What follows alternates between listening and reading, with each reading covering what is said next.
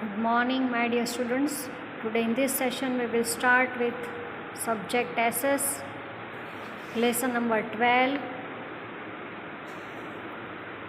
Name of the lesson is India Post-Independence. You can see before independence how India was and see the states distributed.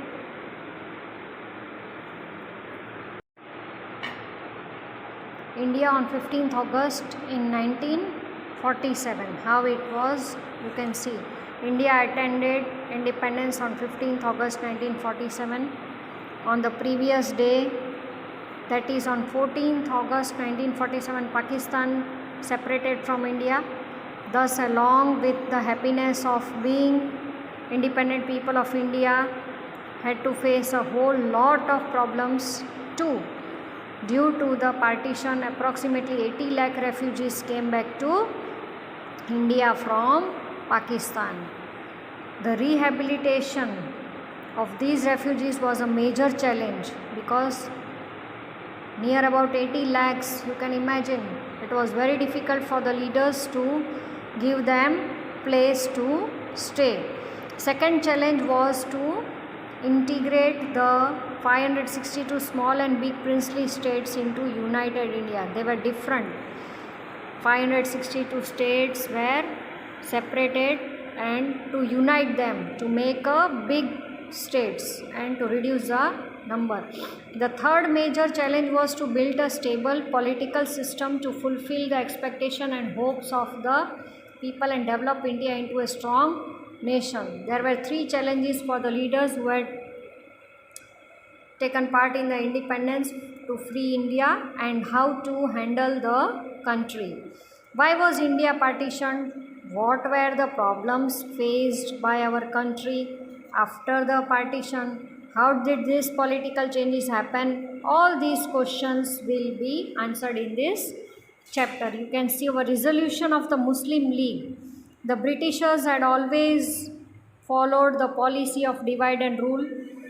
They propagated the belief among the people of India that the Hindus and the Muslims had different interest and culture. Many Muslim leaders were convinced that the Muslims will not be safe and the socio-political and the cultural interest of the Muslims will not be able to not be taken care of in the independent India.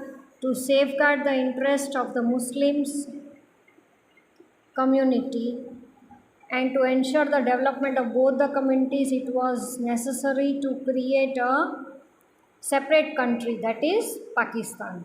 In the Lahore session of 1940, the Muslim League passed the resolution that Pakistan would be formed in area having a majority of the Muslims population. Henceforth, demand for Pakistan became the main goal of the Muslim League. You can see Khan Abdul Ghaffar Khan, leader of Northwest Frontier Province, accompanying Gandhiji in a peace rally. Now, Mountbatten Plan. The British had to declare India independent, notwithstanding the intensity of the freedom movements. Viceroy Mountbatten arrived in India in March 1947. He was of the opinion that the partition was an inevitable condition of the independence of India.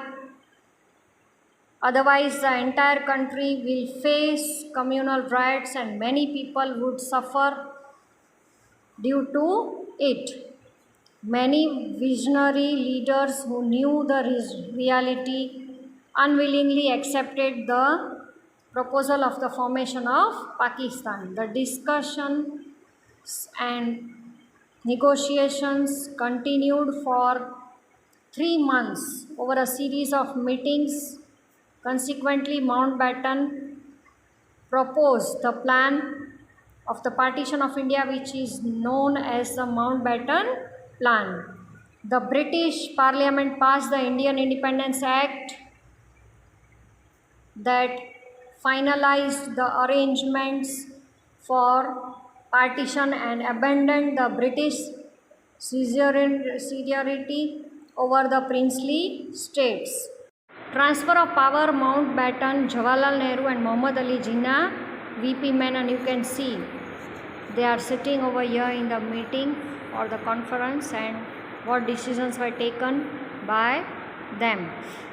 Indian Independence Act of 1947, the clauses of Mountbatten Plan. Now see what clauses were written by Mountbatten. Sikhs, Hindus, Muslims and Punjab and Bengal legislative assemblies would meet and vote for partition. If means how we will separate Pakistan from India. Sikhs, Hindus and Muslims in Punjab were allowed to vote for the partition. If a simple majority of either group wanted partition, then this province would be divided. Sindh was to take its own decision. The fate of Northwest Frontier Province and Sylhet district of Assam was to be decided by a referendum. India would be independent by 15th August in 1947. The separate independence of Bengal was ruled out. A boundary commission to be set up in case of partition. The princely states could join any one of the unions, and if they were not willing to join any of the unions, then they were free to remain independent. These were the clause given by Mountbatten. According to the Indian Independence Act and the Mountbatten Plan, India was divided into India and Pakistan. Mountbatten was appointed as India's first Governor General and Muhammad Ali Jinnah was the first President of Pakistan. Children, very important point, keep in mind. The struggle that had started in 1857 CE ultimately met its goal in 1947. Sindh, Baluchistan, West Punjab, Northwest Frontier and East Bengal were included in Pakistan. The rest of the regions remained in India. Now, rejoicing the independence throughout the nation, a wave of happiness and celebrations swept the nation. We had become free from the shackles of slavery. Innumerable revolutionaries and freedom fighters had sacrificed their lives. Many known and unknown people had contributed in small or big way, even beyond their capacity in the freedom struggle to make us independent. Jawaharlal Nehru became the first Prime Minister of independent India. Children, very important part. Became the first Prime Minister of independent India, Jawaharlal Nehru. And he unfurled the tricolour flag of our country at the Red Fort in Delhi by replacing the Union Jack of England. The nation was rejoicing in the glory of independence. All were very happy. Now the princely states. Second problem was there were many princely states. Already I told you in front, more than 500. So how to unite them? As per the Indian Independence Act, many princely states declared their desire to remain independent. Sir C.R. Ramaswamy Iyer declared the state of Travancore as a sovereign republic. It was followed by the Nizam of Hyderabad, Nawab of Bhopal and Holkar of Indore. The Nawab of Junagadh declared his desire to join the Union of Pakistan. Now see, Junagadh Nawab was ready to join Pakistan, he doesn't want it to be with Indian government. If every princely state had declared its independence, then India could never have attained its unity and integrity. There would have been constant conflicts over boundaries. The resources of development would become limited and the princely states would have indulged in disputes and independence would have become meaningless.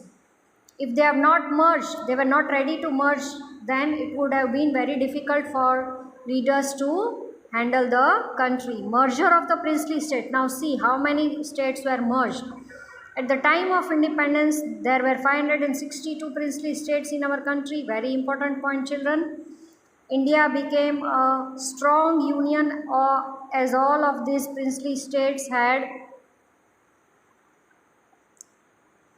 joined the Indian Union. This most important and challenging task was completed by the Vice Prime Minister and the Home Minister Shri Sardar Vallabhbhai Patel. Again, very important name. Keep in mind. And the Secretary Shri V.P. Menon.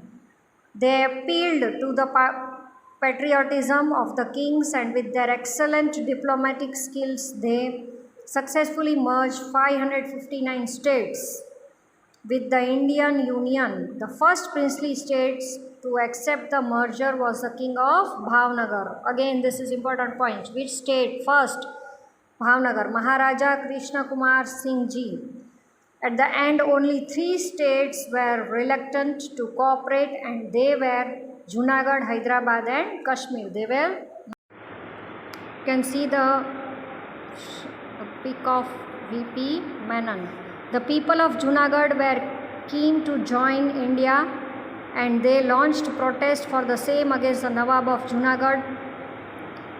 Ratubhai Adani along with other people established Arzi Hukumat. Sardar Vallabhbhai Patel conducted referendum and declared Junagadh as a part of the Indian Union as per the will of its people were ready, but the Nawab was not ready. But then on the appeal of people, it was declared as Indian Union. Military action was taken against the Nizam of Hyderabad, and it was also merged in the Indian Union. Pakistan attacked Kashmir in 1948, and the King of Kashmir, Maharaja Hari Singh, officially joined the Indian Union. Geographically and strategically, it was very important that these states joined the Indian Union. The kings of princely states wanted to give a responsible government to their people. It was assured that the government of India would prove to be a responsible government to the people. Second reason to agree to the merger was that people become aware of their rights. As a result of proper education, every individual was able to understand the meaning of independence. Each one wanted to be free and developed.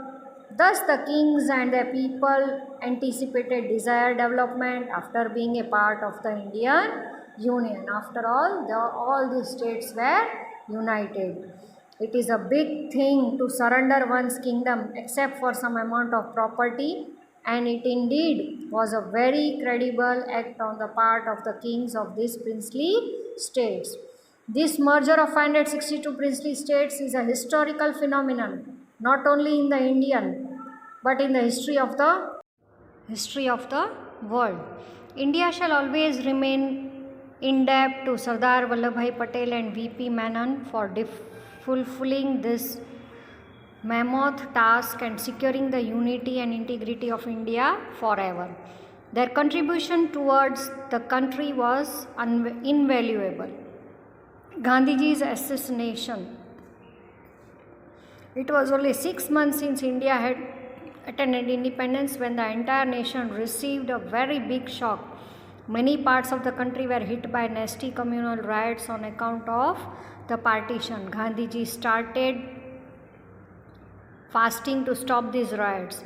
He appealed to the people to maintain peace and unity. During this fasting in Birla House, while Gandhiji was going for his evening prayer on 30th January 1948, Nathuram Godse shot him dead. The entire nation went into deep grief and shock as they heard this sad news on radio announced by Jawaharlal Nehru. Friends and comrades, the light has gone out of our lives and there is darkness everywhere. I do not know what to tell you and how to say it. Our beloved leader Bapu, as we called him, the father of the nation, is no more. Gandhiji believed in unity among all classes and communities of people, and for this he sacrificed his whole life. Gandhiji's funeral rites were performed in Delhi. Grieving people joined the funeral to pay their homage. You can see funeral procession of Gandhiji. You can see the pic, how many people are there. And people during partition of India, you can see over here the pic is given. Rehabilitation of refugees. Now the third problem was where to give the place to the refugees who had come back, 80 lakhs. Lakhs of people came to India from Pakistan. Their settlement and employment was the biggest challenge that the government of India met successfully. People were given many facilities as possible. Huge refugee camps were opened. They were given not only shelter and food but also love and compassion. The common people and various organizations also helped the government. Thus, these people could integrate easily with the fellow Indians. Constitution of India and its implementation. Now, how to run the country? For that, we need some rules and regulation. For that, the Constitution was prepared, returned. The Constitution Assembly was formed in 1946. Its objectives was to frame Constitution for the independent India, and this work continued up to December 1949. Already you have studied in the last chapter. Each point, each clause was extensively discussed and debated. The Assembly met for 11 sessions along with 166 days of meetings. Various committees and subcommittees did the work of correcting and mending details of the Constitution. 300 Indians participated in this process. Though the meetings related to the drafting of the Constitution held in Delhi, but the members came from all over the nation. You can see over here Dr. Ambedkar's pic is given. He was the main leader for framing the Constitution. You all know, children, Dr. Babasaheb Ambedkar was appointed as the chairman of drafting committee. Dr. Rajendra Prasad was appointed as the president of the Constituent Assembly. Constitution was prepared and passed by the Constituent Assembly. It was implemented on 26 January 1915. So, we celebrate that day as a Republic Day. This was the day when actual powers were wielded to the people. Thus, 26 January is celebrated as a Republic Day, I already told you, whereas 15th August is celebrated as the Independence Day. These 2 days are renowned as our national festivals. British Governor General Mountbatten retired and returned to England. After him, C. Rajagopalachari became the Governor General. He was the last Governor General of India after the Constitution was enforced. Dr. Rajendra Prasad became the first President of our country. Prime Minister Jawaharlal Nehru and President Dr. Rajendra Prasad. You can see over here Chakrabarti Rajagopalachari pic is given.